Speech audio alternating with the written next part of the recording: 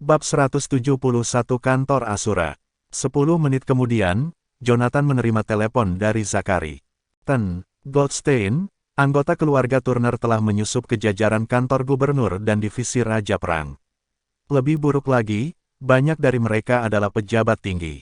Zachary, yang berada di ujung telepon, hampir tidak bisa menahan amarahnya. Ironisnya, sebagai gubernur Jazona, Raja Perang, dia tidak tahu apa-apa tentang orang-orang yang menyusup ke barisan. Kirim seseorang untuk mengirimkan salinan intel yang telah Anda kumpulkan setelah Anda bebas. Jonathan mulai mengisap rokok di ruangan yang gelap gulita setelah menyampaikan instruksinya kepada pria di ujung sana. Ya, Tuan Goldstein. Beberapa saat hening kemudian, Zachary menyebutkan, Tuan Goldstein, izinkan saya menyampaikan permintaan maaf yang sebesar-besarnya atas kelalaian saya. Saya siap menanggung konsekuensi dari tindakan saya. Meskipun Zachary adalah Raja Perang, dia tidak dibebaskan dari aturan sebagai anggota kantor Asura. Memang, kamu harus menanggung konsekuensi dari kelalaianmu, tapi sekarang bukan waktunya. Setelah semuanya selesai, saya akan berurusan dengan Anda. Jonathan mengumumkan dengan nada tidak berperasaan. Sebagai Raja Perang, Zachary seharusnya mengawasi operasi bawahannya. Namun, dia bahkan tidak menyadari orang-orang yang menyusup ke dalam barisan. Oleh karena itu, dia tidak dapat menyangkal tanggung jawabnya ketika orang lain, terutama anggota keluarga Turner menggunakan afiliasi mereka dengannya, menyatakan diri mereka sebagai wakil gubernur untuk keuntungan pribadi.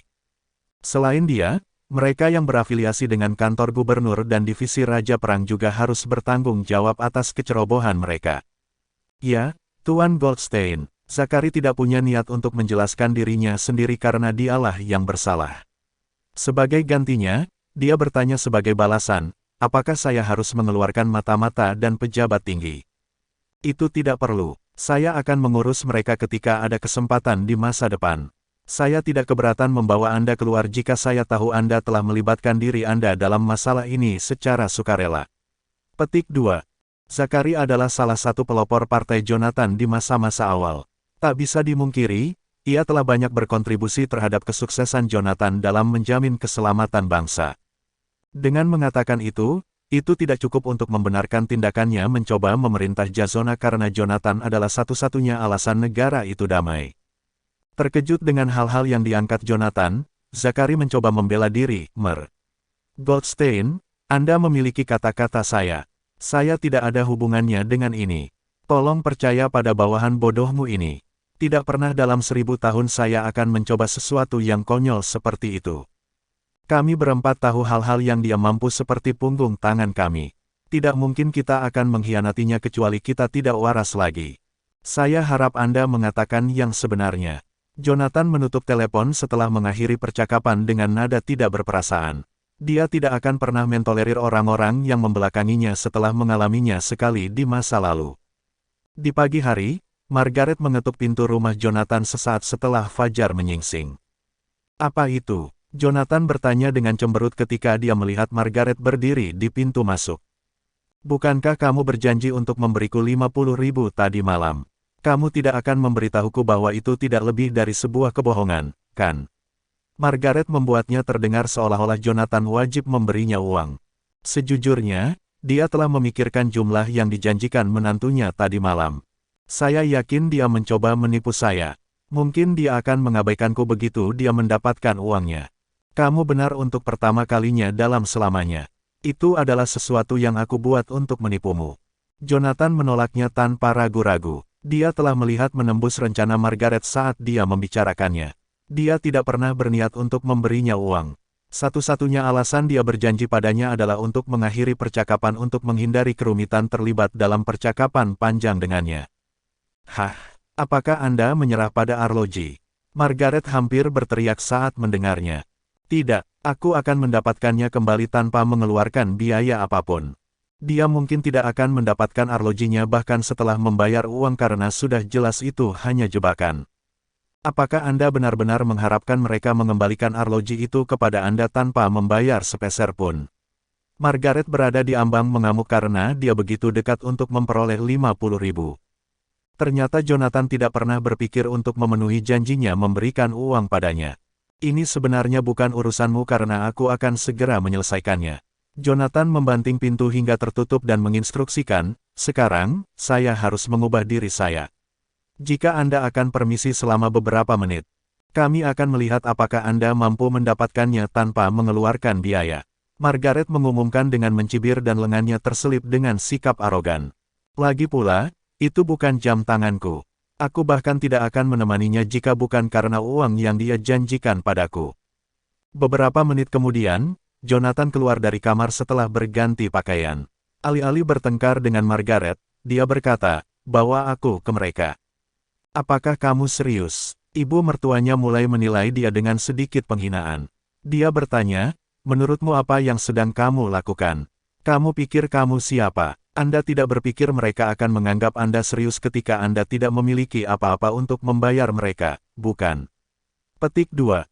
Halo, kita berbicara tentang anggota eselon atas, termasuk istri kepala polisi dan sekretaris jenderal. Apa yang membuatmu berpikir mereka akan menganggapmu serius?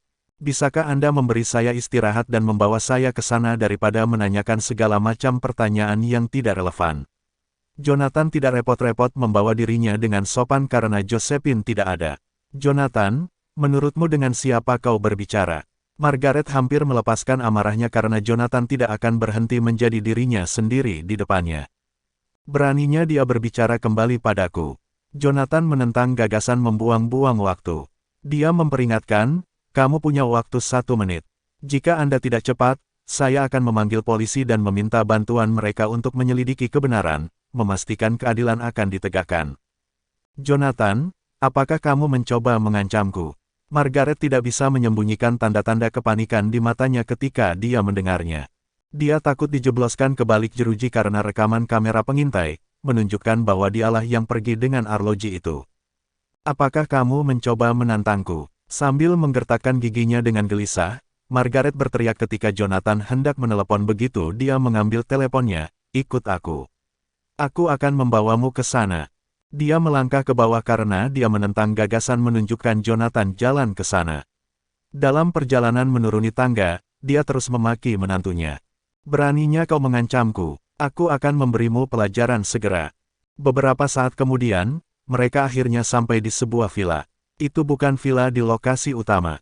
Meskipun demikian, pemiliknya bukan hanya pria jalanan karena itu adalah villa di area perumahan premium. Ding dong. Beberapa detik setelah Margaret membunyikan bel pintu, seorang pembantu rumah tangga setengah baya membukakan pintu dan menyapa, "Nih, Smith." Margaret mengangguk sebagai balasan ketika dia mendengar pembantu rumah tangga. Dia diam-diam menghela nafas lega, bertanya dengan kepala terangkat tinggi, "Di mana sisanya?" "Mereka saat ini berada di tengah permainan lain di dalam ruangan. Bawa aku ke mereka." Pembantu rumah tangga menghentikan Margaret memasuki villa ketika dia mencoba melihat dirinya di lobi. Dia bertanya, "Nih, Smith, siapa yang di sebelahmu ini?" Bab 172 Seorang pengecut. "Apa yang salah? Dia teman putriku." Margaret sedikit kesal karena sikap arogan pengurus rumah tangga. "Saya sangat menyesal, Nyonya Smith. Saya khawatir dia tidak diizinkan masuk ke sini." Pengurus rumah tangga mendesak setelah melirik Jonathan. Ada beberapa wanita di sekitar, jadi tidak pantas baginya untuk bergabung dengan mereka di kamar. "Apa masalahnya?" Margaret bertanya dengan tatapan tegas, "Apa yang membuatmu berpikir bahwa kamu berada dalam posisi untuk mengambil keputusan ketika Mrs. Harris tidak menentang gagasan itu?" "Saya minta maaf, Nyonya Smith. Mrs. Harris adalah orang yang telah membuat aturan." Pengurus rumah tangga belum punya niat untuk menyerah. Dia bersikeras alih-alih membantu Margaret. "Hanya kamu yang diizinkan bergabung dengan mereka di ruangan itu. Orang ini bisa menunggu di sini. Bagaimana jika aku memaksanya masuk ke dalam rumah?"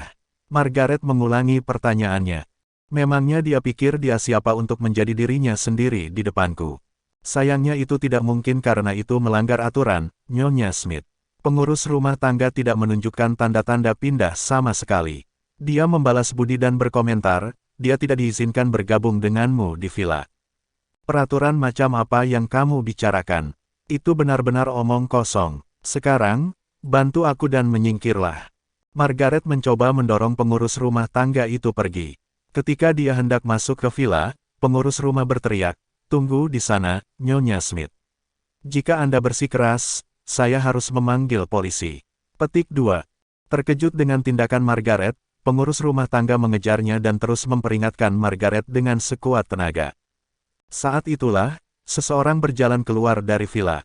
Seorang wanita dalam gaun merah muda berjalan ke arah duo yang bertengkar dan bertanya dengan acuh tak acuh, apa yang terjadi? Ada apa dengan kebisingan itu? Tanpa pikir panjang, pengurus rumah kembali ke sisi wanita muda itu dan berbisik, "Nih." Smith membawa pria lain bersamanya dan menerobos masuk ke villa. "Aku tidak bisa menghentikan mereka." "Hah?" Seorang pria, wanita muda itu mengintip Jonathan ketika dia mendengar pengurus rumah tangga di sebelahnya. Dia menemukan Jonathan adalah seorang pemuda tampan dengan tubuh kekar. Paling tidak, dia pikir dia lebih unggul dari orang-orang cabul tua yang tidak akan berhenti memukulnya. Secara keseluruhan, dia memiliki kesan yang bagus tentang pria muda di sebelah Margaret. "Tunjukkan saja jalan ke villa. Bukannya pria yang dibawa Mrs. Smith akan menculik kita semua." Julia memberi isyarat kepada pengurus rumah tangga untuk meninggalkan mereka sendirian dan menyapa Margaret. "Margaret, mengapa Anda tidak memberitahu saya tentang kedatangan Anda sebelumnya?"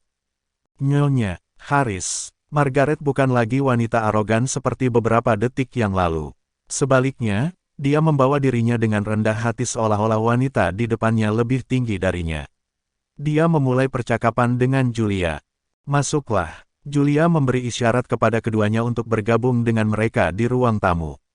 Tak lama setelah dia melepas sepatunya, dia berjalan ke ruang tamu dengan cara yang mencolok.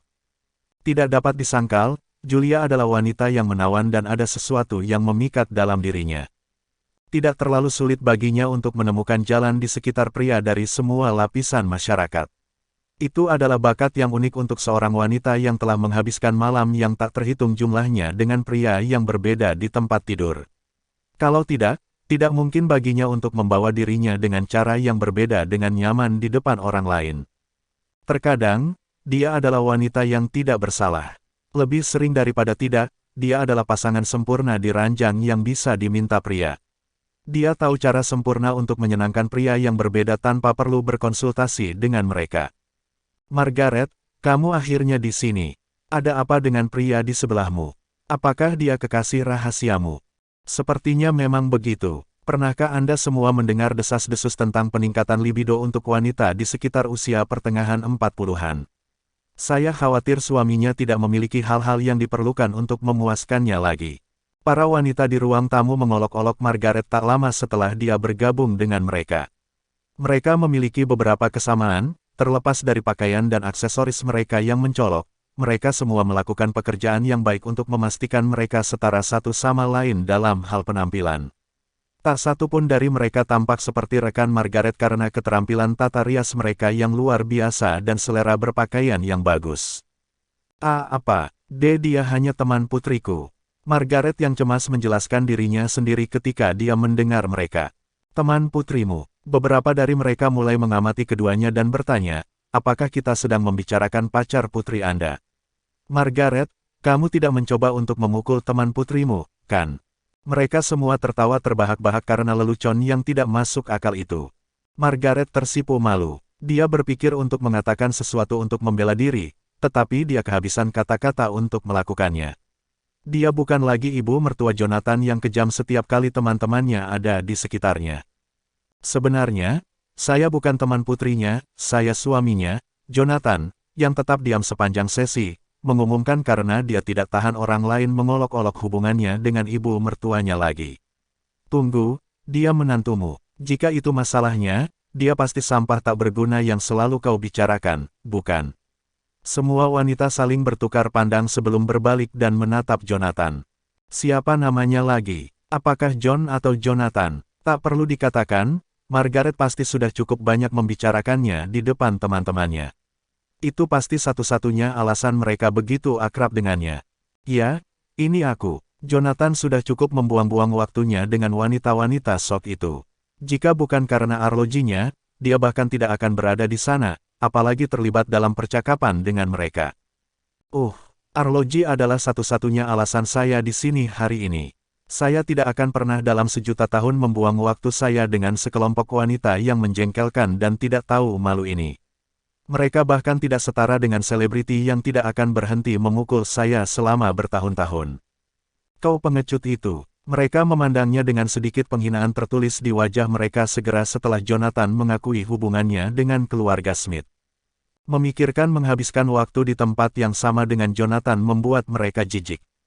Seorang wanita dalam gaun merah melirik Margaret dan bertanya, "Margaret, apakah kamu membawanya untuk memastikan kami akan memenuhi janji kami ketika kamu memenangkan permainan?" Tidak, bukan itu masalahnya." Margaret melambaikan tangannya untuk meyakinkan wanita berbaju merah itu bahwa dia tidak bersungguh-sungguh. Sepertinya wanita di sebelah Jonathan bukanlah ibu mertuanya yang arogan. "Yah, mengapa kamu tidak memberitahu kami alasan kamu membawanya?" Wanita dalam gaun merah mendengus jijik karena dia tidak pernah menganggap Margaret teman sebayanya. Sebagian besar waktu, mereka keluar dan berkeliling dengan anggota eselon atas, termasuk istri politisi dan pemilik perusahaan multinasional terkenal. Jika bukan karena ucapannya yang menyanjung, kami bahkan tidak ingin membuang waktu kami untuk menghiburnya. Beraninya dia membawa pengecut seperti itu ketika dia perlu menganggap dirinya beruntung karena kita menganggapnya salah satu dari kita. Dia sama sekali tidak pantas menghabiskan waktu bersama kita. Bab 173 Penghinaan. Margaret akhirnya tergagap mendengar pertanyaan Amanda. Alhasil, Amanda mendengus dan menatap Margaret yang gagap. Tiba-tiba, Jonathan, yang menganggap itu membuang-buang waktu untuk terlibat dalam percakapan dengan mereka, memecah keheningan dan mengumumkan, "Saya di sini untuk berjaga-jaga." Jam tangan macam apa yang kamu bicarakan?" tanya Amanda yang bingung dengan alis terangkat. "Apalagi yang bisa dilakukan selain dari yang dia berikan kepada kalian semua selama pertandingan tadi malam?" Jonathan mengintip mereka dan bertanya, "Kalian semua tahu nilai sebenarnya dari jam itu, bukan?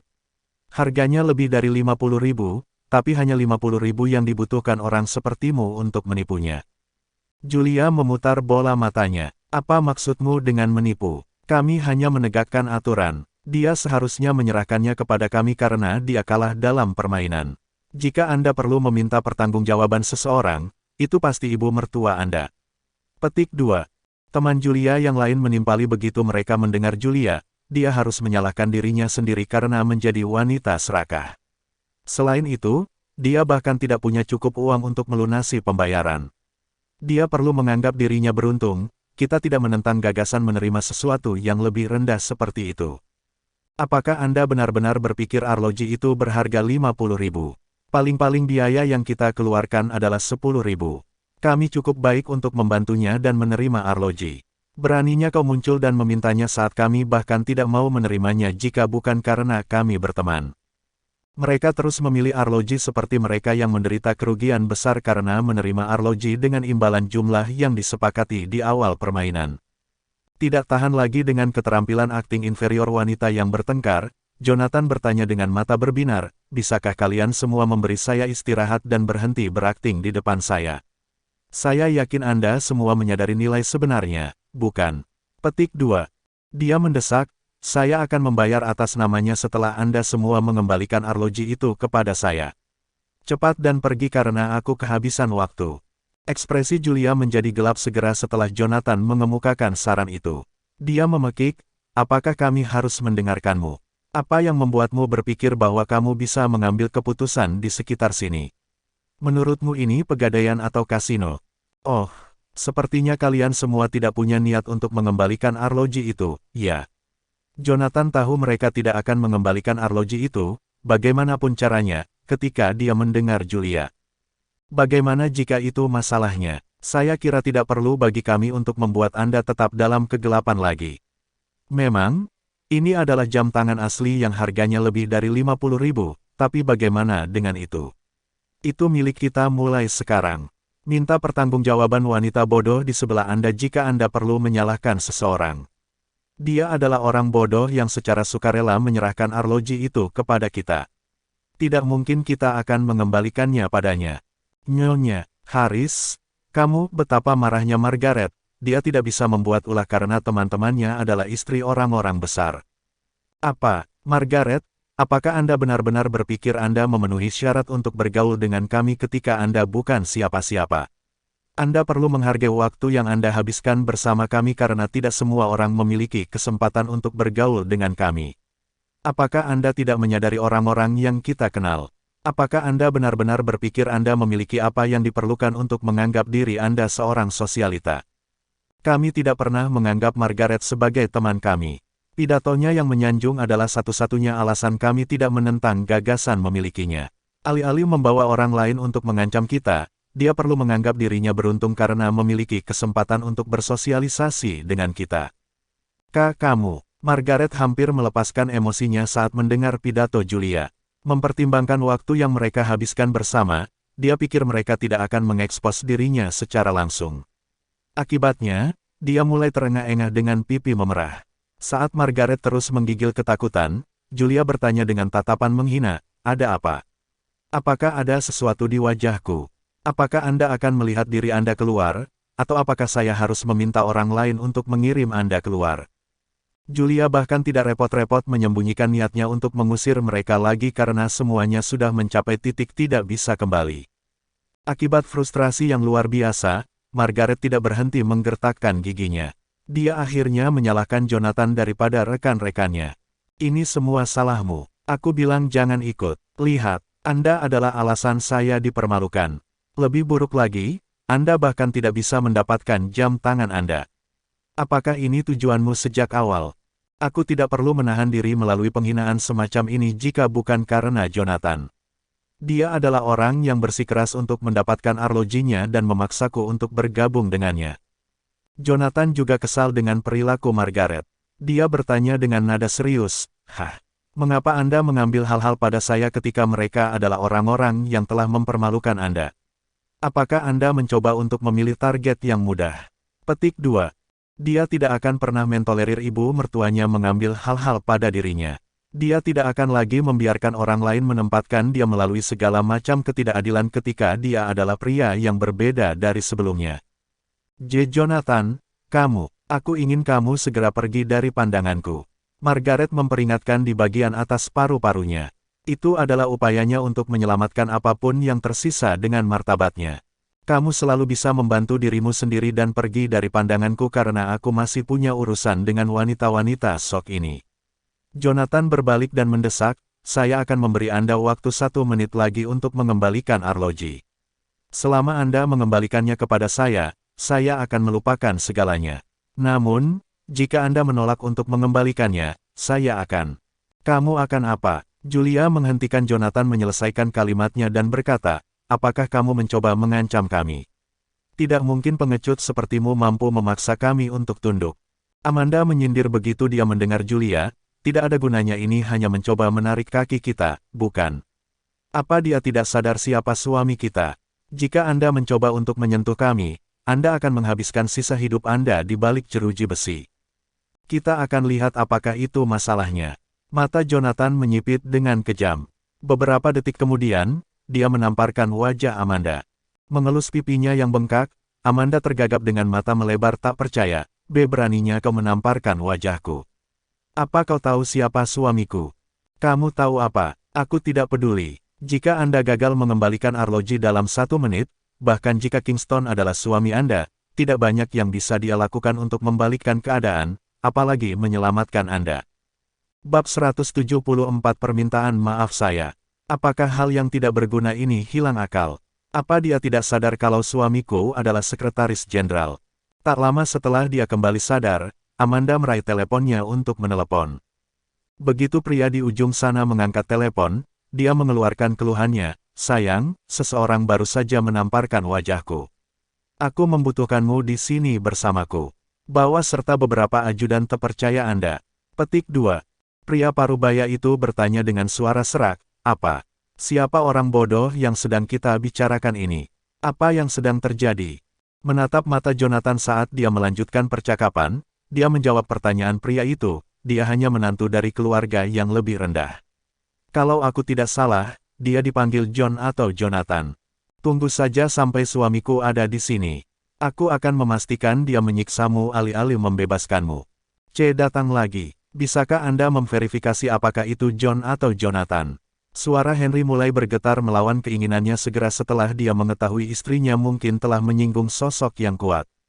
Kenapa itu urusanmu, sayang? Bukankah kamu seharusnya mengungkapkan keprihatinan atas kondisiku ketika wajahku ditampar?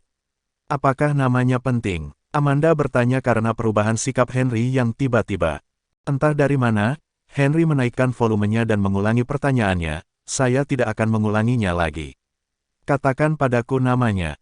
Amanda sedikit terkejut dengan teriakan Henry karena jelas suaminya sedang marah. Dia merasakan hawa dingin mengalir di punggungnya dan menjawab dengan suara rendah, aku pikir itu Jonathan Goldstein. Henry, yang berada di ujung telepon, tersentak dalam diam ketika dia menemukan kebenaran. Dia bertanya, bagaimana Anda menyinggung perasaannya? Apakah Anda mencoba untuk menyalahkan saya ketika Anda seharusnya membela saya? Halo, aku korban kebrutalannya. Hentikan omong kosong dan katakan padaku alasan dia menamparmu. Anda sebaiknya mengatakan yang sebenarnya tanpa mengarang cerita. Kalau tidak, aku akan membuangmu ke samping ketika sesuatu terjadi di masa depan. Petik 2. Sayang, kau mengintimidasiku. Amanda merasa ngeri dengan hal-hal yang menunggunya. Ternyata Henry tidak pernah terlibat dalam percakapan yang begitu serius dengannya. Tidak mau membuang waktunya lagi, Henry yang marah berteriak, apakah saya harus mengulanginya sendiri? Amanda yang terkejut tidak ragu-ragu lagi dan mengatakan yang sebenarnya, nih. Haris dan beberapa dari kami meminta ibu mertua pria itu untuk bergabung dengan kami bermain. Pada akhirnya, kami menjebaknya dan mendapatkan jam tangan yang dia bawa. Biayanya sedikit lebih dari 10 juta, tetapi kami berhasil mendapatkannya dengan harga 50.000 karena dia tidak mengetahui nilai sebenarnya. Kamu dan orang-orang sepertimu perlu mempelajari pelajaranmu, tapi aku akan mengesampingkannya sampai kita pulang. Henry mendesak segera setelah dia memperingatkan Amanda untuk memperhatikan perilakunya, aku ingin kamu berlutut dan memohon belas kasihannya sampai dia memaafkanmu. Juga, kembalikan arlojinya sekaligus. Kalau tidak, kamu bukan lagi istriku mulai sekarang dan seterusnya. Petik 2.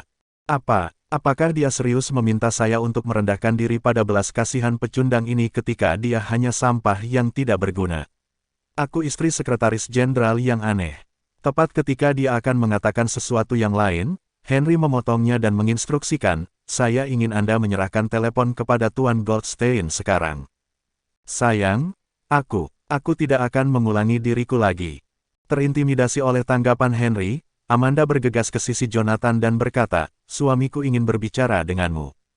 Setelah Jonathan mengintipnya, dia mengambil alih telepon dan bertanya dengan nada yang sangat dingin, ada apa? Goldstein, maafkan aku, istri bodoh saya tampaknya telah menyinggung Anda. Izinkan saya untuk menyampaikan permintaan maaf saya yang sebesar-besarnya atas namanya. Segera setelah aku pulang, aku akan memberinya pelajaran untuk berperilaku tidak baik. Jika itu tidak cukup, aku akan pergi untuk membuktikan ketulusanku. Apakah kamu mengenalku? Jonathan sedikit terkejut ketika dia mendengar pria itu mengungkapkan permintaan maafnya berulang kali saat dia mengambil alih telepon. Ya, Tuan Goldstein, saya ada di sana di lokasi pembangunan taman ekologi ketika Anda muncul dengan Swindle kemarin. Anda mungkin tidak memperhatikan saya karena saya cukup jauh dari Anda berdua. Sadar bahwa dia bukan tandingan Jonathan, Henry terlibat dalam percakapan dengan cara yang rendah hati. Jonathan akhirnya menemukan alasan mengapa sekretaris jenderal yang tinggi dan perkasa akan membawa dirinya dengan cara yang begitu rendah hati sepanjang percakapan ketika dia hanya lebih rendah dari beberapa orang di kota. Tidak perlu mengungkapkan permintaan maafmu berulang-ulang. Saya akan pergi begitu dia mengembalikan arloji itu kepada saya. Petik 2. Ya, aku akan membuatnya mengembalikan arloji itu sekaligus. Jonathan mengembalikan telepon ke Amanda beberapa detik setelah dia mengakhiri percakapan dengan Henry. Saya harap Anda tidak melupakan hal-hal yang saya katakan beberapa detik yang lalu. Anda menyadari konsekuensi dari ketidaktahuan Anda jika Anda gagal untuk mengingat instruksi saya, bukan? Amanda mendengar Henry memperingatkannya lagi. Aku mau. Amanda berbisik sebagai balasannya. Dia tahu dia baru saja mengacaukan segalanya dengan semacam orang besar yang sangat dihormati oleh pejabat tinggi kota. Jika tidak mungkin suaminya, yang merupakan sekretaris jenderal, akan mendengarkan menantu yang masih hidup. Cepat dan pergilah. Jika Anda mengacaukan segalanya lagi, saya akan mengajukan cerai dari Anda. Henry menutup telepon tak lama setelah dia membuat dirinya jelas. Ada ketakutan di mata Amanda ketika dia berbalik dan melihat Jonathan sekilas. Dia kesulitan memahami alasan suaminya tidak menentang gagasan untuk melakukan tindakan balasan yang ekstrim hanya untuk memutuskan hubungan dengannya.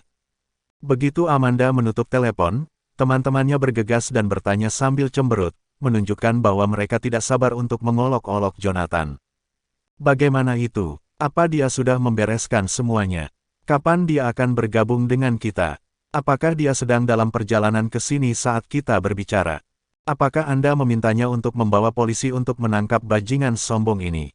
Yang mengejutkan para wanita yang mengoceh, Amanda memelototi mereka dengan cemberut dan memperingatkan, diam.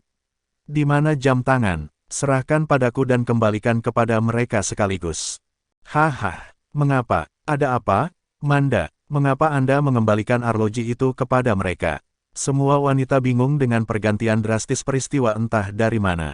Mereka mengira mereka telah mendengar sesuatu. Alih-alih menjelaskan, Amanda berjalan ke arah Jonathan begitu dia menemukan arloji itu. Segera setelah dia mencapai Jonathan, dia merendahkan dirinya karena belas kasihannya terlepas dari kehadiran teman-temannya. Saya sangat menyesal, Tuan Goldstein. Bab 175 ada yang salah. Orang-orang di ruangan itu mengira mereka berhalusinasi ketika melihat Amanda berlutut di depan Jonathan. Tidak mungkin istri sekretaris jenderal akan merendahkan belas kasihan orang lain, apalagi menantu dari keluarga yang lebih rendah. Goldstein, aku minta maaf karena mengacaukan segalanya. Tolong tunjukkan saya belas kasihan dan maafkan saya. Petik 2. Amanda terus berlutut di depan Jonathan dengan bibir mengerucut kesal. Dia takut menatap mata Jonathan karena identitasnya sebagai istri sekretaris jenderal akan dipertaruhkan tergantung pada respon pemuda itu. Saya tidak keberatan berlutut selama saya masih menjadi istri sekretaris jenderal di penghujung hari. Sebenarnya, saya tidak menentang gagasan menghabiskan malam bersamanya jika itu yang diperlukan untuk mempertahankan status saya. Itu saja, Jonathan bertanya dengan tatapan tajam. Apalagi yang kamu inginkan dariku? Amanda tidak jelas karena takut Jonathan mengajukan permintaan untuk membuatnya menghabiskan malam bersamanya. Sebanyak yang dia pikir dia siap untuk mengorbankan segalanya, dia memiliki keraguan yang adil ketika itu benar-benar saatnya untuk mengambil tindakan. Bagaimanapun, Jonathan seusia dengan putranya. Mana jamnya? Pertanyaan Jonathan menyadarkannya dari pemikirannya. Selanjutnya, dia mengomel, haha. Oh, apa yang kamu pikirkan? Tidak, ini jamnya. Amanda menghadiahkan Jonathan jam tangan setelah kembali ke dirinya yang biasa. Saya pikir dia merencanakan sesuatu yang lain, tetapi bukan itu masalahnya. Terima kasih Tuhan. Jonathan menembakkan belati ke wanita itu dengan pikiran cabul dan kembali ke sisi ibu mertuanya setelah meletakkan arloji di sakunya. Margaret, yang dalam keadaan bingung, tetap berdiri sampai dia mendengar Jonathan mendesak, halo. Sudah waktunya untuk pergi. Oh oke, dia tidak bisa memahami alasan istri sekretaris jenderal memohon belas kasihan dari menantunya. Bagaimana mungkin? Bagaimana pengecut ini membuat istri sekretaris jenderal berlutut di depannya? Di sisi lain, Amanda diam-diam menghela napas lega dan bangkit ketika mengetahui bahwa Jonathan akan pergi. Dia menawarkan, izinkan saya menunjukkan jalan keluar, Tuan Goldstein. Itu tidak perlu. Jonathan bahkan tidak ragu-ragu untuk menolaknya dan berjalan keluar dari villa dengan ibu mertuanya di sebelahnya. Amanda merasa seolah-olah sebuah batu besar terangkat dari pundaknya setelah dia memastikan bahwa Jonathan telah pergi. Awalnya, dia pikir dia akan memintanya untuk menghabiskan malam bersamanya. Untuk kekecewaannya, dia bahkan tidak repot-repot menatap matanya begitu dia mendapatkan arlojinya. Apakah karena saya tidak lagi menarik dari segi penampilan? Apakah ini ada hubungannya dengan usia saya? Mungkin dia tidak menyukai wanita sepertiku. Nyonya Chandler, apa yang sedang terjadi? Mengapa kamu berlutut di depan pecundang itu? Teman-teman Amanda mengepungnya tak lama setelah kepergian keduanya. Berhentilah mencampuri urusan orang lain kecuali jika Anda memiliki cukup banyak kehidupan tanpa beban.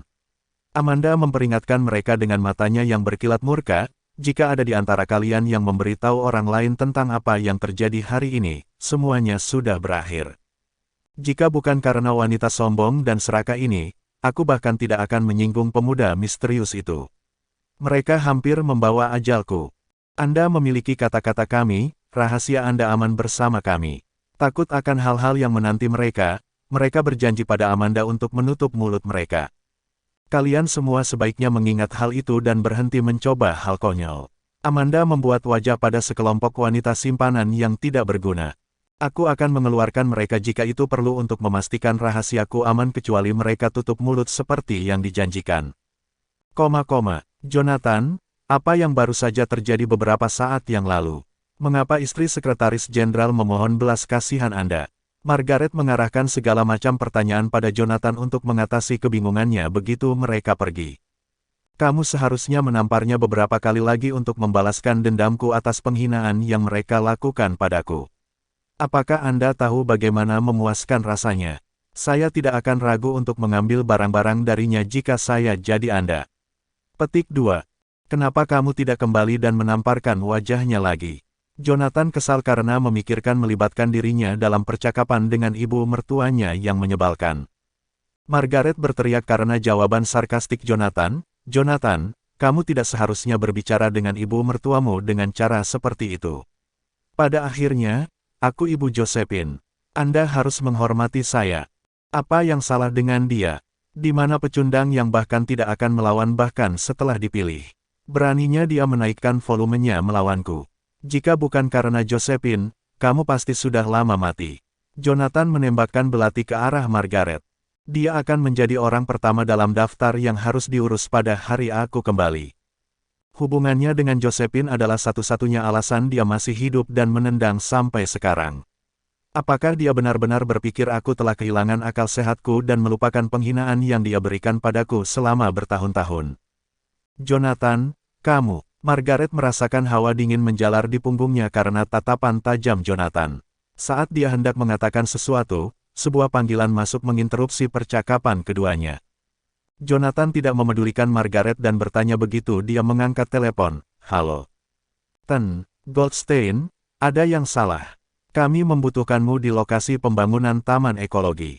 Harrison mengeluarkan pengumumannya tak lama setelah Jonathan mengangkat telepon. Apa yang salah? Jonathan bertanya dengan alis berkerut cemas. Lokasi pembangunan taman ekologi sedang terbakar. Aku yakin ada seseorang di balik pembakaran itu. Keadaan menjadi kacau di ujung telepon saat Jonathan mendengar suara sirene meraung dari waktu ke waktu. Apakah ini serius? Saya senang semua orang baik-baik saja karena petugas pemadam kebakaran telah bergegas ke tempat kejadian untuk memastikan semuanya terkendali. Namun, sebagian besar bangunan telah terbakar menjadi abu. Harrison hampir tidak bisa menahan emosinya saat dia melanjutkan percakapan sambil menggertakkan giginya. Tuan Goldstein telah menginstruksikan saya untuk bertanggung jawab atas proyek taman ekologi. Saya tidak percaya seseorang memiliki nyali untuk membakar lokasi konstruksi. Jelas, mereka mencoba menantangku. Baiklah, aku akan ke sana sebentar lagi. Begitu Jonathan menutup telepon, dia berbalik dan menginstruksikan, saya harus bergegas ke lokasi konstruksi karena kecelakaan yang tidak terduga. Bantu aku dan lihat dirimu di rumah. Datang lagi, apa kau menyuruhku pulang sendirian? Begitu dia tahu dia akan meninggalkannya, dia mulai menghentakkan kakinya dan berteriak. Bagaimana saya bisa melihat diri saya di rumah ketika kita berada di antah-berantah? Aku bahkan tidak melihat taksi di sini. Itu bukan urusanku. Kamu harus menyelesaikannya sendiri. Jonathan tidak memedulikannya dan mempercepat mobilnya begitu dia kembali ke mobil. Dalam beberapa detik, dia melesat melewati area pemukiman dan menghilang, meninggalkan Margaret sendirian di antah-berantah. Ibu mertuanya berteriak untuk melampiaskan kekesalannya. Jonathan, kamu brengsek. Mengapa saya mengizinkan Josephine menikahi Anda? Aku pasti sudah kehilangan akal kalau begitu. Bab 176 Aku tidak akan menyerah. Setengah jam kemudian, Jonathan menepi di pintu masuk lokasi pembangunan taman ekologi. Dia melihat mobil patroli yang tak terhitung jumlahnya dan beberapa mobil pemadam kebakaran. Meskipun semuanya terkendali, seluruh situs berantakan dengan asap yang keluar dari gedung-gedung yang terbakar. Untungnya, itu hanya sisi penyempitan biasa. Jika itu adalah pabrik kimia, itu mungkin bencana besar yang mampu memusnahkan makhluk hidup di dekatnya. Goldstein. Segera setelah Jonathan turun dari mobil, Harrison bergegas mendekat. Dia memiliki tampilan yang acak-acakan. Jelas dia telah mencoba yang terbaik untuk memastikan semuanya terkendali juga. Apa yang sedang terjadi? Jonathan bertanya dengan cemberut. Ini salah saya. Aku sangat menyesal telah mengecewakanmu. Saya siap menanggung akibat dari kelalaian saya. Alih-alih membuat alasan untuk membela diri, Harrison berlutut di depan Jonathan beberapa detik setelah dia mengaku dan menunjukkan keinginannya untuk menanggung konsekuensi dari pembakaran tersebut. Sebagai seorang prajurit, dia sadar akan kekesalan hewan peliharaan Jonathan. Dia tidak tahan orang lain membuat alasan untuk kesalahan mereka. Alih-alih menegur Harrison, Jonathan balik bertanya, "Sekarang bukan waktunya untuk meminta pertanggungjawaban Anda. Apa kau sudah menemukan dalangnya?" Harrison menggelengkan kepalanya dan menjawab dengan wajah mengerut murka, "Tidak. Kami tidak bisa mendapatkan apapun dari mereka karena mereka telah menghancurkan kamera pengintai sebelumnya. Selain itu, mereka melakukan pekerjaan yang bagus untuk menutupi kehadiran mereka tak lama setelah melarikan diri dari tempat kejadian." Tak perlu dikatakan, Harrison sama frustrasinya karena tidak ada yang pernah menantangnya ketika dia dikenal sebagai pria paling kejam di Jadeborough. Dia sadar bahwa reputasinya akan dipertaruhkan jika kata-kata dari insiden itu sampai ke teman-temannya yang lain. Sepertinya mereka sudah merencanakan ini cukup lama. Apakah ada yang memberitahu Josephine? Harrison tidak dapat memahami emosi yang terkait dengan penampilan Jonathan yang acuh tak acuh. Dia menjawab sambil menggelengkan kepalanya, "Dia tidak mengetahui pembakaran karena saya belum punya waktu untuk memberitahunya. Jika itu masalahnya, simpan dia dalam kegelapan selama mungkin," Jonathan menginstruksikan dengan acuh tak acuh. "Ya, Tuan Goldstein." Taksi lain muncul di pintu masuk ketika keduanya hendak mengakhiri percakapan mereka. Josephine bergegas keluar dari taksi dan bergegas menuju Jonathan ketika dia melihatnya. Dia bertanya, "Apa yang terjadi? Mengapa gedung-gedung itu dibakar?" Takut dia tidak bisa menerima kebenaran setelah serangkaian insiden yang dia alami selama beberapa hari terakhir, Jonathan membuat sesuatu untuk menipunya dan berkata, "Mungkin karena cuaca. Akhir-akhir ini cukup panas. Tidakkah menurutmu begitu?" Dengan serius, "Apakah Anda pikir saya akan jatuh cinta pada sesuatu yang begitu tidak masuk akal?" Josephine tidak yakin sama sekali karena saat itu hampir musim dingin. Selain itu, ada hembusan kuat di mana-mana selama beberapa hari terakhir. Singkatnya, tidak mungkin cuaca menjadi alasan di balik kebakaran itu. Ketika dia hendak mengatakan sesuatu yang lain, beberapa petugas pemadam kebakaran mendekati mereka dan bertanya, "Bolehkah saya tahu apakah orang yang bertanggung jawab atas lokasi konstruksi ada di sini?" "Oh, aku yang bertanggung jawab." Josephine mendekati mereka dan bertanya, "Pak, bagaimana? Apakah api sudah terkendali? Apakah ada korban?" "Alhamdulillah tidak ada korban jiwa. Dengan itu, kami menemukan banyak bensin di tumpukan puing-puing. Bisakah Anda memberitahu kami alasan memiliki bensin dalam jumlah besar di lokasi konstruksi?" Petik 2. Bensin. Josephine ternganga tak percaya saat mendengar suara petugas pemadam kebakaran. Dia melontarkan pertanyaannya, "Aku bahkan tidak menyadari adanya bensin di lokasi konstruksi." Petugas pemadam kebakaran bertukar pandang dan sampai pada kesimpulan lain.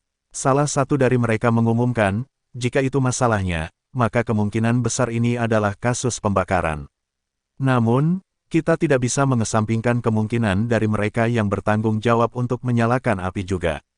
Kami akan melakukan serangkaian investigasi untuk memastikan keadilan ditegakkan." Josephine mengingat percakapannya dengan Timothy sekitar sehari yang lalu ketika petugas pemadam kebakaran membagikan hipotesis mereka dengannya. "Astaga, saya yakin keluarga Turner ada di balik ini. Aku bahkan tidak bisa memikirkan orang lain selain Timothy. Terima kasih banyak, dan saya minta maaf atas ketidaknyamanan ini. Kami hanya berusaha menjalankan tugas kami untuk menjaga warga sipil tetap aman." Petugas pemadam kebakaran dan polisi pergi begitu semuanya beres dengan Josephine. Josephine kembali ke sisi Jonathan dan bertanya-tanya, "Ini tidak ada hubungannya dengan cuaca, itu perbuatan keluarga Turner, bukan?" "Ya, aku tidak bisa memikirkan orang lain selain mereka karena merekalah satu-satunya yang mendapat keuntungan dari kegagalan kita.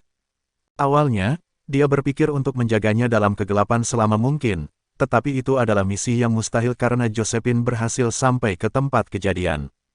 Ini terlalu banyak." Josephine bahkan tidak repot-repot menyembunyikan rasa frustrasinya lagi. Keluarga Turner seharusnya tidak melakukan sesuatu yang begitu ekstrim ketika Josephine siap menyerahkan proyeknya. Dia telah menghabiskan banyak malam tanpa tidur untuk memastikan semuanya baik-baik saja dengan pembangunan taman ekologi. Butuh waktu lama baginya untuk keluar dari keadaan kebingungan ketika tidak ada apa-apa selain tumpukan puing yang tersisa setelah kebakaran. Ini benar-benar bukan masalah besar. Kami hanya perlu membangun semuanya dari awal lagi. Jonathan mengusap rambutnya dengan jemari, mencoba menghibur wanita yang sedang kesal itu.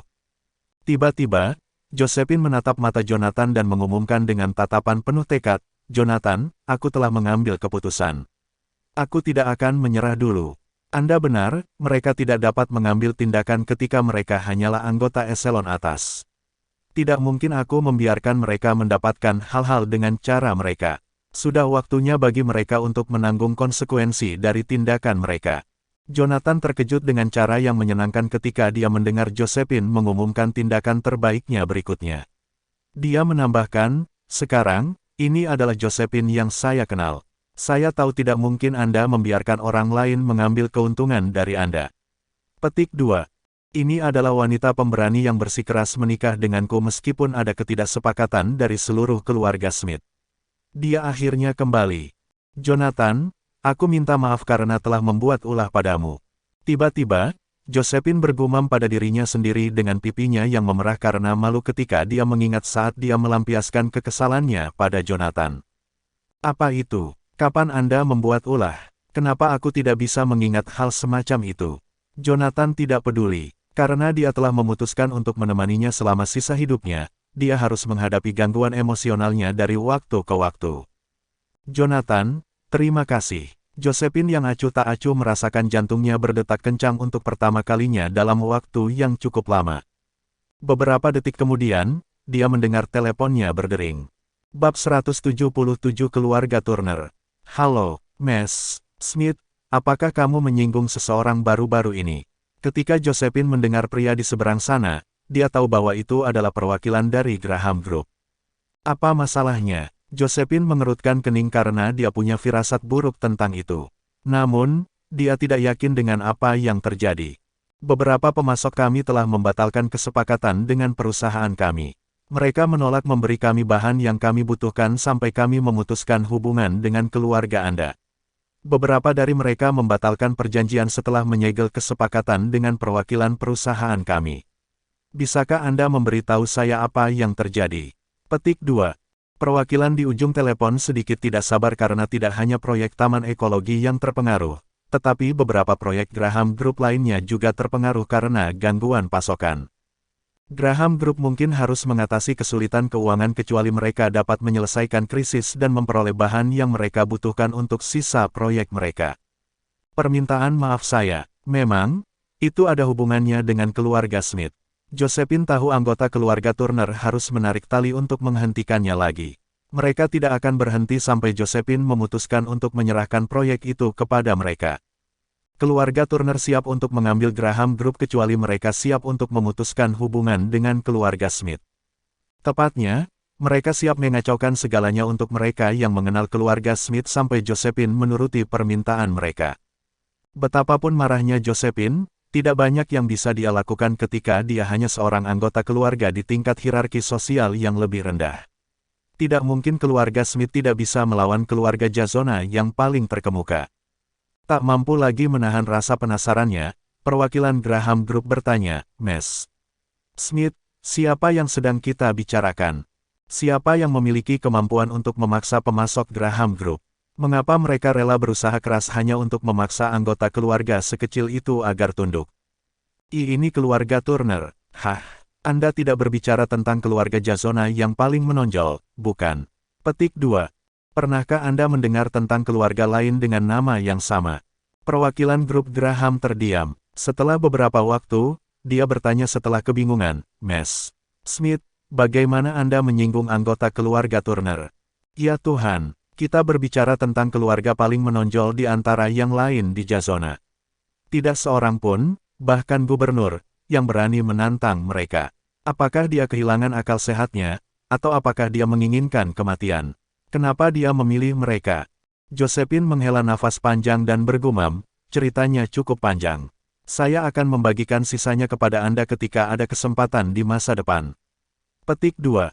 Ms. Smith, sepertinya saya harus membatalkan kesepakatan karena saya juga perlu mempertimbangkan masa depan perusahaan. Saya yakin Anda tahu kami tidak boleh menyinggung anggota keluarga Turner.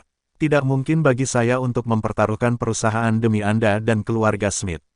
Baiklah, Josephine menerimanya tanpa banyak kejutan. Dia telah mengantisipasi percakapan setelah memutuskan untuk mengambil rute yang lebih panjang untuk membela keluarga.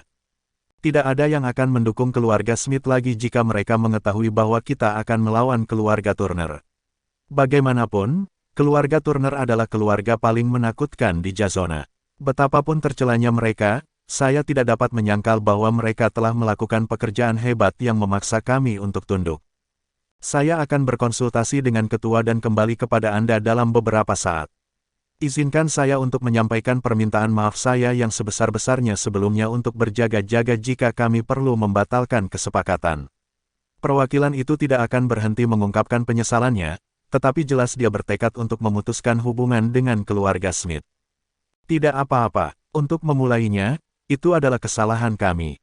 Tanpa dukungan Graham Group, keadaan akan menjadi lebih buruk bagi Josephine dan keluarga Smith.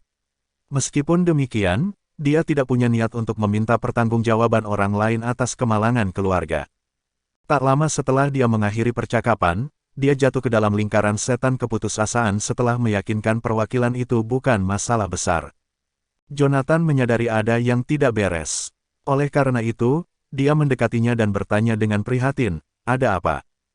Hanya masalah waktu sampai perwakilan grup Graham membatalkan kesepakatan dengan kita. Josephine berusaha tetap tenang. Sayangnya, itu adalah misi yang mustahil di saat darurat. Apa maksudmu mereka akan membatalkan kesepakatan dengan kita? Bagaimana mungkin? Jonathan mengernyitkan alisnya bingung karena dia belum pernah mendengar Graham membicarakan hal semacam itu. Anggota keluarga Turner telah memaksa pemasok Graham Group untuk mengisolasi Graham Group sampai perusahaan memutuskan hubungan dengan kami. Mereka tidak punya pilihan selain melakukan itu untuk meminimalkan kerugian mereka. Saya khawatir ini akan berakhir untuk keluarga Smith segera setelah perwakilan grup Graham membatalkan kesepakatan dengan kami. Tidak ada seorang pun di Jazona yang akan mendukung kita lagi. Saya terkesan, keluarga Turner melakukan pekerjaan luar biasa untuk mengucilkan kami. Jonathan benar-benar kagum karena itu akan berfungsi seperti pesona jika ada perusahaan lain yang dihadapi keluarga Turner. Namun, itu tidak akan efektif melawan Josephine sama sekali karena Jonathan adalah pendukung terkuatnya. Beberapa detik setelah Jonathan mengumpulkan pikirannya, dia meyakinkan Josephine sambil membelai kepalanya, "Kamu tidak perlu khawatir karena tidak mungkin perwakilan grup Graham akan membatalkan kesepakatan." Bagaimana mungkin? Josephine tidak percaya padanya. Tidak ada yang akan mempertaruhkan masa depan keluarga mereka demi keluarga Smith saat kita melawan keluarga Turner. Ini adalah hal yang benar untuk dilakukan untuk memutuskan hubungan dengan kami. Saya yakin perwakilan Graham Group akan mengambil keputusan yang sama. Sambil menyeringai, Jonathan menyarankan, "Jika kamu tidak percaya padaku, tunggu saja sampai perwakilan itu kembali padamu." Graham tidak akan pernah membiarkan keluarga Turner memaksanya untuk tunduk bahkan jika saya bukan pemilik Graham Group. Keluarga Turner mungkin hebat, tapi tidak untuk Graham dan aku. Selain itu, Graham mengetahui identitas asliku, dia tidak akan pernah menempatkan orang lain di depanku. Bab 178 Pecundang. Kurang dari 10 menit, Jonathan menerima telepon dari Graham. "Goldstein, apa yang terjadi? Bagaimana anggota keluarga Turner menyinggung Anda?" Graham bertanya begitu Jonathan menjawab panggilan itu. "Ini bukan masalah besar, itu hanya sekelompok orang bodoh yang mencoba mendorong keberuntungan mereka." Jonathan tidak bisa diganggu sama sekali. Dia tidak pernah menganggap anggota keluarga Turner sebagai ancaman. Itu pasti, Tuan Goldstein. Sadar akan identitas Jonathan, Graham bermain bersama Asura yang Maha Kuasa, karena bahkan keluarga paling berpengaruh di Yellowview pun tidak dapat menentang Jonathan. Omong-omong, apakah anggota keluarga Turner telah mengacaukan Graham Group dan memaksa pemasok perusahaan untuk membatasi pasokan untuk proyek Anda? Ya, Tuan Goldstein. Selain itu, yang mewakili keluarga memperingatkan semua orang untuk memutuskan hubungan dengan keluarga Smith kecuali mereka ingin memulai pertengkaran dengan keluarga Turner. Sebenarnya, itu bukan masalah besar. Saya hanya perlu beberapa hari untuk menyelesaikan masalah ini. Tunggu, hanya 1 hari yang saya butuhkan untuk menyelesaikan masalah. Yang lain akan lama menyerah pada permintaan keluarga Turner. Namun, Graham tidak akan pernah melakukan sesuatu yang konyol seperti itu karena keluarga Turner tidak ada apa-apanya dibandingkan dengan Asura yang Maha Kuasa. Jonathan balik bertanya, bisakah kamu menyelesaikan semuanya besok pagi? Anda memegang kata-kata saya, Tuan Goldstein. Saya akan menyelesaikan semuanya sesegera mungkin dan memastikan semuanya baik-baik saja di pagi hari. Graham meyakinkan Jonathan tanpa ragu-ragu. Jika itu masalahnya, saya ingin Anda memastikan bahwa operasi di lokasi konstruksi dilanjutkan besok. Apakah kita sudah jelas? Jonathan menginstruksikan dengan nada serius. Ya, Tuan Goldstein. Begitu dia menutup telepon, Jonathan menatap mata Josephine dan mengumumkan dengan seringai cerah, saya memiliki segalanya di bawah kendali. Orang yang bertanggung jawab atas Graham Group akan menyelesaikan krisis dan melanjutkan kesepakatan yang telah dibuat oleh perwakilan tersebut dengan Anda. Apakah kamu serius? Apakah Anda memberitahu saya bahwa mereka akan memulai pertengkaran dengan keluarga Turner? Bagaimana mungkin? Josephine ternganga mendengar pengumuman Jonathan dan mengulangi pertanyaannya setelah Jonathan. Pengaruh Graham Group di Jadeborough, grup ini tidak setara dengan keluarga yang memerintah Jazona dalam banyak aspek. Sambil menyeringai, Jonathan mencubit hidung Josephine dan bertanya, ada apa? Ini tidak seperti salah satu anggota keluarga Turner adalah Raja Perang. Mereka tidak bisa mengambil alih dan memerintah orang lain ketika mereka hanyalah keluarga dari eselon atas. Karena mereka cukup berani untuk menantang Anda, kami akan menunjukkan kepada mereka bahwa mereka telah memilih target yang salah. Saya akan menunjukkan kepada mereka bahwa mereka bahkan tidak dapat melakukan banyak perlawanan meskipun telah menarik koneksi yang telah mereka bangun selama bertahun-tahun. Aku akan memberitahu mereka bahwa mereka bahkan bukan tandingan pria yang mereka anggap pecundang. Bisakah kamu berhenti menjadi penuh dengan dirimu sendiri ketika kamu menjadi satu? Josephine memutar matanya dalam menanggapi pidato Jonathan yang tampaknya berlebihan. Dia tidak cemas seperti beberapa menit yang lalu. Selama Graham Group terus mendukung mereka, dia mungkin akan berhasil. Jonathan menggoda, kamu tidak berharap banyak dariku, kan? 3 tahun lalu, anggota keluarga Smith menganggap Jonathan tidak berguna. Oleh karena itu, mereka mulai memanggilnya nama untuk memenuhi rasa superioritas mereka. Jonathan, aku tidak bermaksud begitu. Ketika dia mendengar komentar mencela diri pria itu, dia mengingat saat-saat dia bergabung dengan orang lain dan mulai memanggil namanya juga. Dia dibenci oleh hal-hal yang dia lakukan bersama seluruh keluarganya 3 tahun lalu. Saya tahu. Di sisi lain, pikiran Jonathan melayang kemana-mana saat melihat tatapan halus Josephine. Dia melakukan perjalanan menyusuri jalan kenangan 4 tahun lalu ketika musuhnya hampir membunuhnya di antah berantah. Jika bukan karena perawatan ekstensif Josephine yang berlangsung selama sebulan, dia mungkin sudah lama meninggal. Orang lain mungkin mewarisi gelar Asura yang Maha Kuasa, bukan dia. Demikian pula, Josephine sedikit bingung ketika dia melihat sekilas tatapan penuh kasih Jonathan. Tidak tahan lagi, dia menyarankan dalam upaya untuk melarikan diri dari tempat kejadian, aku akan pergi memeriksa lokasi konstruksi. Kamu pikir kamu akan pergi kemana, sayang? Bukannya aku akan melahapmu, kan? Jonathan mengejarnya untuk mengamati lokasi konstruksi yang terbakar. Selain tumpukan puing dan abu di mana-mana, tercium bau bensin yang menyengat. Jelas seseorang telah menyalakan api untuk meruntuhkan tempat itu. Josephine menghela nafas panjang ketika dia mengingat itu adalah hasil dari kerja kerasnya selama lebih dari 2 minggu. Wanita yang putus asa itu menggumamkan pertanyaannya kepada pria di sebelahnya, Jonathan, apakah menurutmu proyek ini akan berjalan dengan baik? Apakah mereka akan membakar semuanya lagi setelah proyek selesai? Tidak. Jonathan menggelengkan kepalanya dengan tangan melingkari pinggangnya. Dia merasakan jantungnya berdegup kencang segera setelah jemarinya menyentuh kulit beludru wanita itu. Meskipun dia telah bertemu dengan wanita cantik yang tak terhitung jumlahnya selama bertahun-tahun, dia tidak pernah terlibat dalam segala bentuk aktivitas cabul dengan salah satu dari mereka. Jika mereka tidak belajar dari pelajaran mereka, aku akan membalas budi dengan membakar kediaman keluarga Turner. Tanpa sadar, Josephine mencoba mundur selangkah untuk menjauh dari Jonathan ketika dia merasakan jari-jarinya melingkari pinggangnya. Dia tidak bisa terbiasa dengan interaksi intim karena itu adalah yang pertama dalam selamanya. Meskipun demikian, usahanya tidak berhasil melawan seseorang sekuat Jonathan. Dia memeluknya dan bertanya, "Kamu pikir kamu akan pergi kemana? Apa kau takut aku akan memakanmu?" "Jonathan, kau harus melepaskanku karena bukan hanya kita yang ada di sini." Josephine memelototi Jonathan dan berjuang untuk melepaskan diri darinya. "Saya tidak melihat siapapun di sekitar." Beberapa detik setelah dia menyelesaikan kalimatnya dan berbalik, dia melihat sekilas Harrison. Dia menginstruksikan dengan cemberut, berhenti menatap dan segera tersesat. Ya, Tuan Goldstein." Harrison melarikan diri dari tempat kejadian dengan kecepatan tinggi karena dia takut membuat Jonathan kesal lagi. "Lihat, kami satu-satunya yang tersisa." Jonathan beringsut mendekat. Selanjutnya, Josephine tersipu dan mencoba mendorong pria itu menjauh darinya. Tergagap pertanyaannya, Jonathan, apa yang kamu inginkan dariku?" "Sayang, kami tidak pernah berciuman bahkan setelah menikah untuk waktu yang lama. Tidakkah menurut Anda itu sangat konservatif bagi Anda?" Jonathan terus mendekati Josephine. Akibatnya, Josephine mulai terengah-engah. Dia merasa seolah-olah dia akan pingsan ketika Jonathan hendak mencapai bibirnya dengan bibirnya. Dia menekan bibirnya erat-erat dan tidak menyerah. Namun, dia gagal menghentikan Jonathan dan akhirnya membuatnya semakin penasaran dengan mencoba melawannya.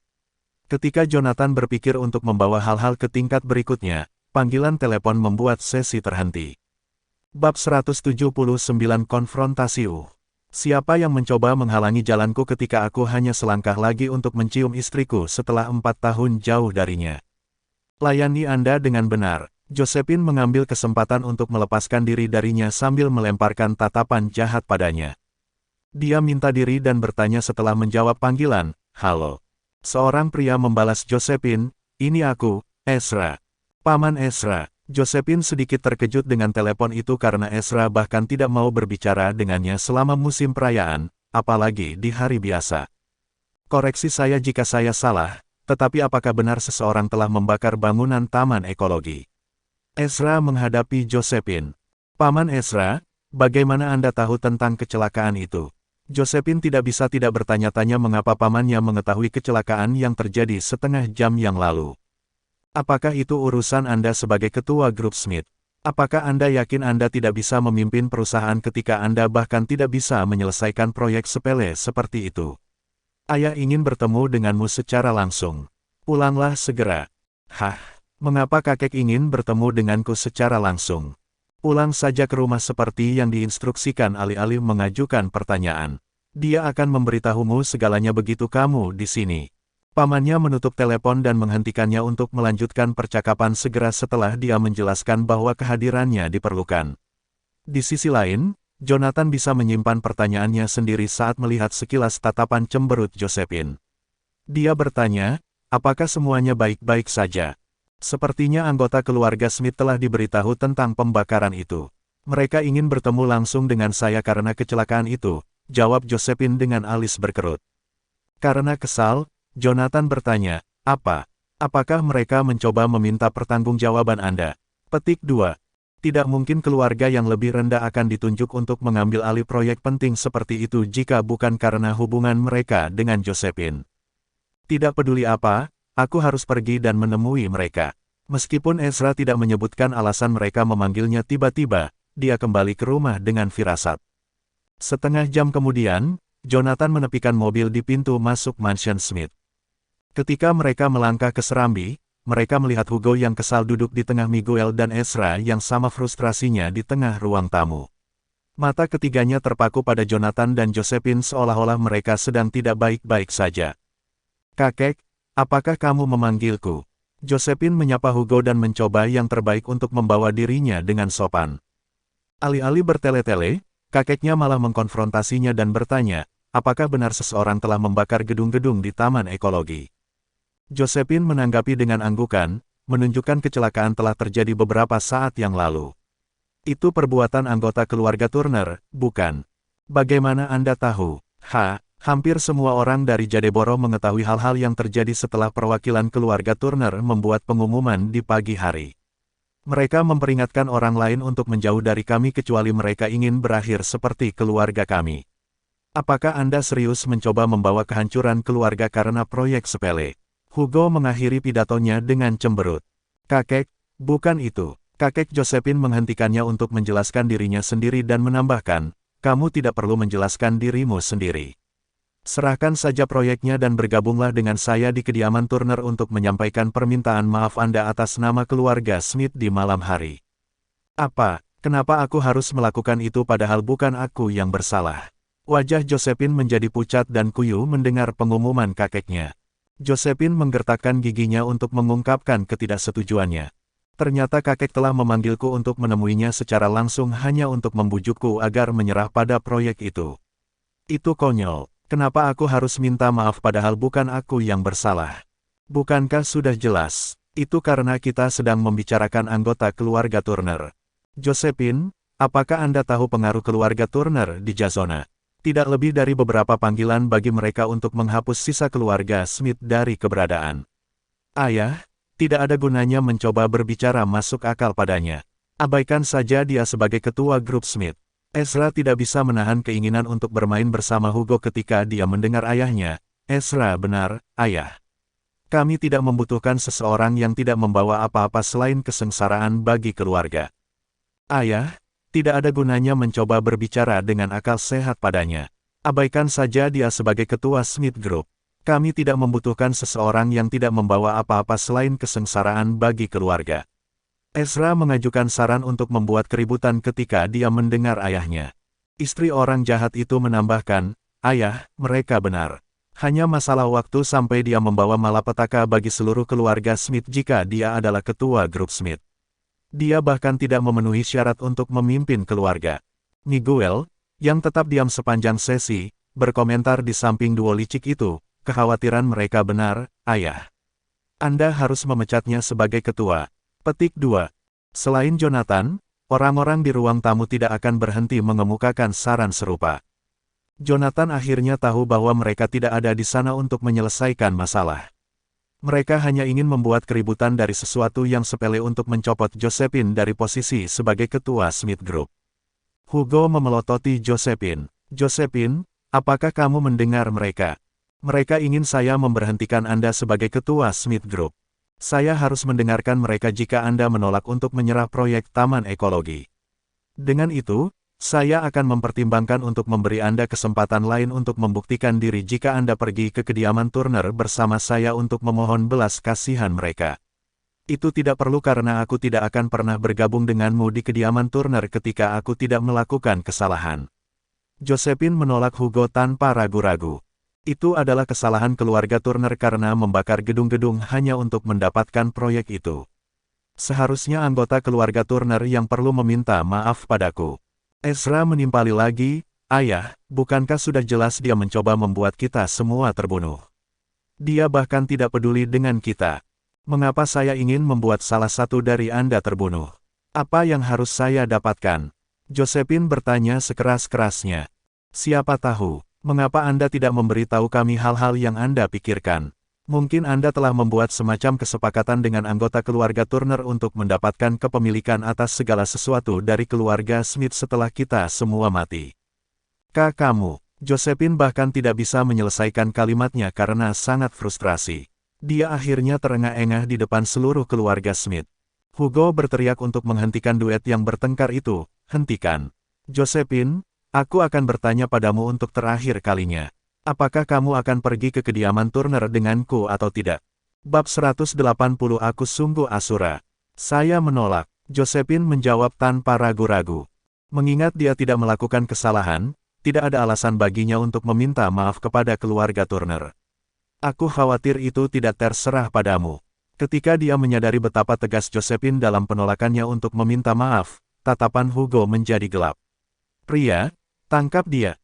Sekaligus, atas instruksi Hugo, sekelompok pria berpakaian hitam bergegas ke rumah Smith. Namun, Jonathan, yang tetap diam sepanjang waktu, tiba-tiba melompat berdiri dan memelototi orang-orang itu. Mari kita lihat siapa yang berani menyentuhnya. Jonathan, apa yang kamu lakukan? Ezra mendengus saat melihat Jonathan melangkah maju. Ini adalah masalah keluarga Smith di mana kamu tidak punya hak untuk ikut campur.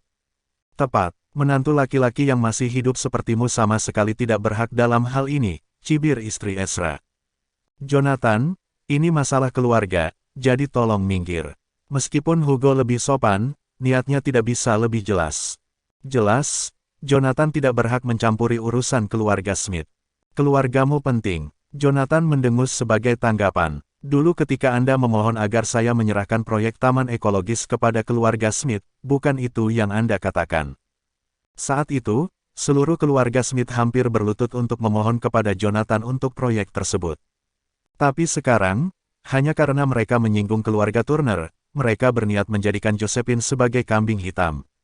Itu dulu, dan ini sekarang. Ekspresi Hugo berubah serius. Saat itu, aku tidak menyadari dia akan melakukan kesalahan besar seperti itu.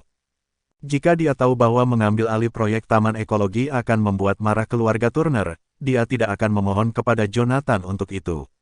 Bahkan, dia bahkan tidak akan menerimanya bahkan jika Jonathan ingin memberikannya kepada mereka.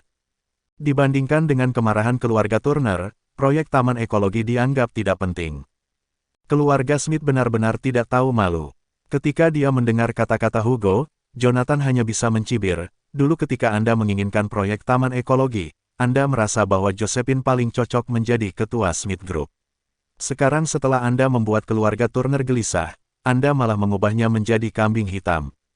Diam, Jonathan. Sebagai orang luar, Anda tidak berhak mengkritik kami. Tepat saat Jonathan berbicara, Ezra tidak bisa menahan keinginan untuk menegurnya. Apakah kamu pikir aku ingin mencampuri urusanmu dengan sia-sia?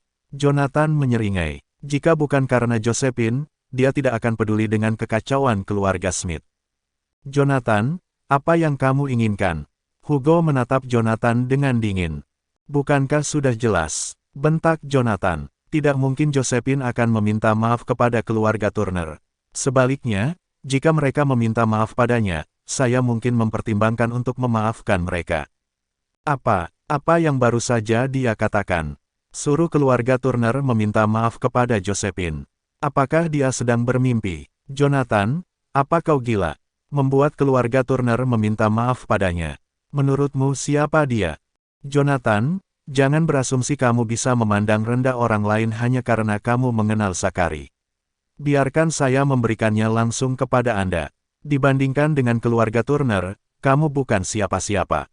Apakah kamu tahu berapa banyak anggota keluarga Turner yang memegang posisi tinggi di divisi Raja Perang?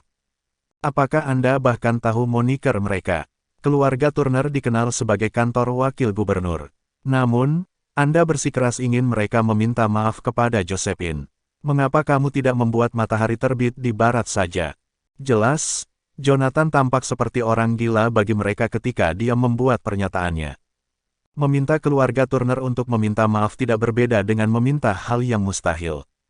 Saya tidak yakin apakah matahari akan melakukan itu, tapi saya yakin keluarga Turner akan berlutut di hadapan Josephine dan mengakui kesalahan mereka cepat atau lambat, seperti yang terjadi pada keluarga Blackwood.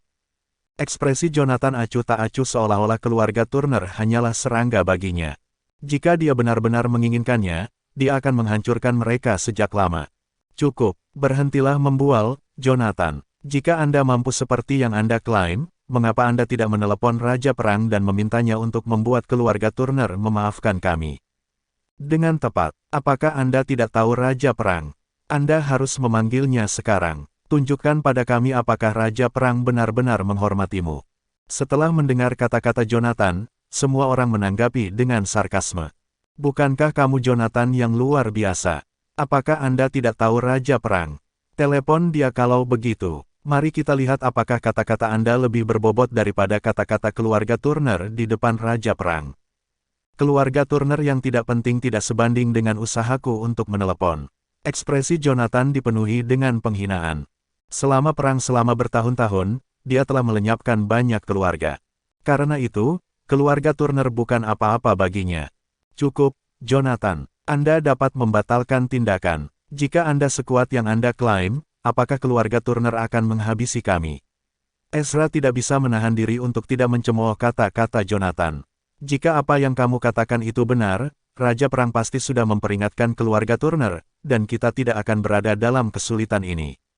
Jangan bilang bahwa dia tidak mengetahui masalah penting seperti itu. Petik 2. Dia adalah. Jonathan menjawab dengan jelas. Zachary sudah mengetahuinya sebelum keluarga Turner membuat keributan. Kalau begitu, kenapa dia tidak terlibat? Kenapa dia belum memperingatkan mereka? Ezra mencibir. Aku tidak mengizinkannya. Jonathan menyindir. Ini adalah masalah saya, yang akan saya selesaikan sendiri. Ayo, lanjutkan dengan tindakan itu. Kamu pikir kamu siapa? Asura, bahkan Raja Perang harus menerima perintah darimu. Apakah dia membutuhkan izin Anda untuk terlibat atau tidak? Ezra menanggapi dengan senyum menghina seolah-olah Jonathan hanyalah seorang idiot baginya. Betul sekali, aku memang Asura, Jonathan menegaskan. Apa katamu? Apakah saya salah dengar? Apakah kalian semua mendengarnya? Jonathan mengklaim bahwa dia adalah Asura. Tiba-tiba, Ezra tertawa terbahak-bahak hingga harus memegangi perutnya. Seolah-olah dia telah mendengar lelucon terbesar di dunia. Cukup, mengapa Anda berdebat dengan orang gila? Miguel menatap tajam ke arah Ezra sebelum mengalihkan perhatiannya ke Hugo. Ayah, jangan buang waktu lagi dengan mereka. Ambil tindakan saja, semakin lama kita menunda, semakin buruk bagi kita. Josephine, aku memberimu satu kesempatan terakhir.